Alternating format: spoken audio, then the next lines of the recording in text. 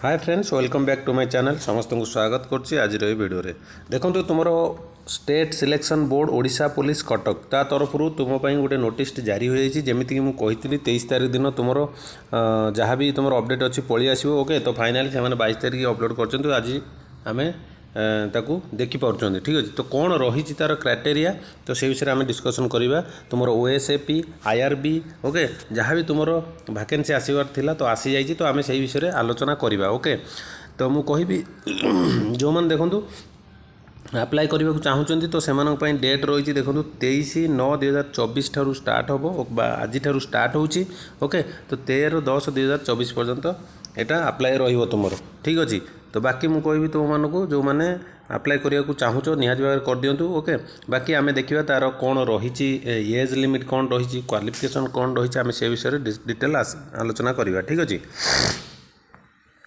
Vacancy देखो तुम ये देखिपे वैकेंसी तुम यूआर के रही एससीबीसी एससी एसटी केते कौन रही प्लस तार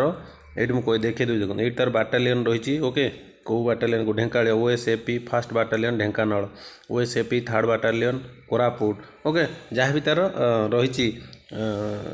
वैकेंसी रही ओके तो ताको आपण मैंने ये देखिपे ठीक अच्छे तो आम नेक्स्ट जावा ये आउ क्राइटेरिया अनुसार तुम मैंने देखिपर ठीक अच्छे ये देखिले तो बाकी आम नेक्स्ट जावा ये भी सेम रही ओके तो मुझे आपको खाली ये देखे दूसरी ओके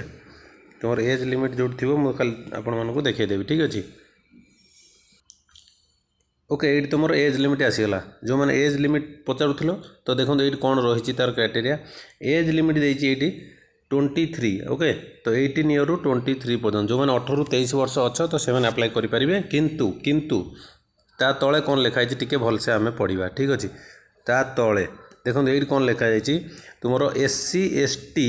आउ एससीबीसी मानक 5 वर्ष रिलैक्सेबल रहा जनरल ना कि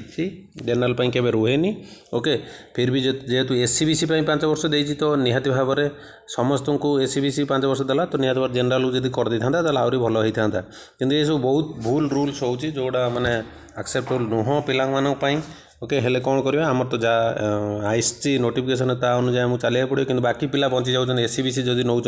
यूआर आउ केते पिला थे तो यूआर पिला भी समस्त सेम कर देते जाता ओके एससी एसटी दि जाए बर्तमान एससीबीसी भी 5 वर्ष दे देती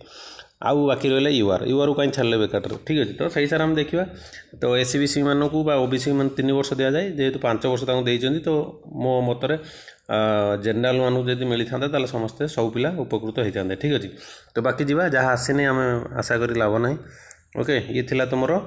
एज लिमिट जहाँ आप देखिले बर्तमान मुझे तुमको जहाँ क्वालिफिकेशन कौन रही से विषय में तुमको आलोचना करुँच ठीक अच्छे क्वालिफिकेशन कौन रही देखो एजुकेशनल क्वालिफिकेशन जो मैंने जानवा चाहूँगे कौन रही क्वालिफिकेशन देखो तुमको से 10th पास मांगी ठीक अच्छे तो तुमको से 10th पास मांगी आपने देखिपे लिखी matriculation 10th class pass conducted by the board of secondary education Odisha equivalent examination conducted by any other recognised board of council ठीक अच्छे तो आप जानले यार जहाँ भी वैकेंसी थिला तुम एजुकेशनल क्वालिफिकेशन जानले 10th पास मागी तुम एज लिमिट मागी से भाया 18 रू 23 5 वर्ष रिलैक्सेबल देती 18 रू आम कहीपर 23/5 28 18 रू 28 वर्ष पर्यंत ठीक अच्छे 18 रू 28 वर्ष पर्यंत मुझे लिखिदे 18 रू 28 वर्ष पर्यंत अप्लाई करें किंतु जनरल पिला करेंगे ना जेहेतु 18 रू 28 दूसरी तो जनरल पिला जो मैंने 23 वर्ष जनरल केवल 18 रू 23 जनरल ये हूँ केवल जेनेराल ओके जनरल केवल 18 रू 23 बाकी समस्ते 18 रू 28 पर्यटन अप्लाई करेंगे ओके ये थिला आपणकर नोटिफिकेशन ओएसएपी आईआरबी रो जहाँ नोटिफिकेशन आपण मैंने चाहिए एत दिन है तो बैड न्यूज कहले चले कहाँ माने एते कम पोस्ट को पुणी एते माने एज रिलैक्सेबल नहीं तो यूआर मानक टोटाल नहीं प्लस कोरोना जो दवा कथा कि 32 वर्ष फाइनाल दवा कथा ठीक अच्छे 32 वर्ष देते ठीक होता कहीं बहुत वर्ष लगे वैकेंसी आसूनी पिला एज पलैी 5-6 वर्ष तो से हिसाब से 32 वर्ष दवा कथा तो से देलानी ठीक अच्छे तो जो मैंने एलिजिबल अच्छे अप्लाई कर दियो जो मैंने ना से कौन कर नेक्स्ट कौन बाहर देखो आ कौन एनटीपीसी रेलवे बाहर 33 वर्ष रेलवे देखो से 33 वर्ष ठीक अच्छे ओके तो यहाँ भी सेमती कराया कथा कि कलानी जेहेतु तो जो मैंने एलिजिबल अच्छ तो अप्लाई करदे ठीक अच्छे बाकी आपण मैंने पीडीएफ डाउनलोड कर पढ़ी पारे कौन तार रही क्राइटेरिया कौन रही ठीक अच्छे ଆଉ ବାକି ଯାହା ବି ଆପଣଙ୍କର ଅପଡ଼େଟ୍ ଆସିବ ମୁଁ ଜଣାଇଦେବି। ତ ଯଦି ଭିଡ଼ିଓଟି ଭଲ ଲାଗିଛି ଦେନ୍ ଲାଇକ୍ ସେୟାର ସବସ୍କ୍ରାଇବ୍ ନିହାତି ଭାବରେ କରିବେ। ଓକେ, ତ ଲାଇକ୍ କରିଦିଅନ୍ତୁ ଗୋଟେ ଲାଇକ୍, ଏଇ ଯେଉଁ ଲାଇକ୍ଟା ବଟନ୍ଟା ମିଳିବ ଆପଣମାନଙ୍କୁ, ଏ ଲାଇକ୍ ବଟନ୍ଟା ମାରିଦିଅନ୍ତୁ, ଲାଇକ୍ କରିଦିଅନ୍ତୁ। ଆଉ ଭିଡ଼ିଓକୁ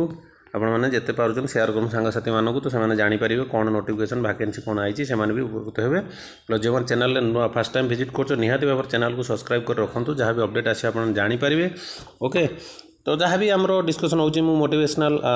ଆପଣଙ୍କୁ ମୋଟିଭେସନ୍ କରୁଛି ସବୁବେଳେ, ତ ସେଇ ହିସାବରେ ଆପଣମାନଙ୍କର ଫାଇଦା ହେବ। ଠିକ୍ ଅଛି, ତ ମୁଁ ରଖୁଛି, ରହିଲି, ନମସ୍କାର, ଜୟ ଜଗନ୍ନାଥ।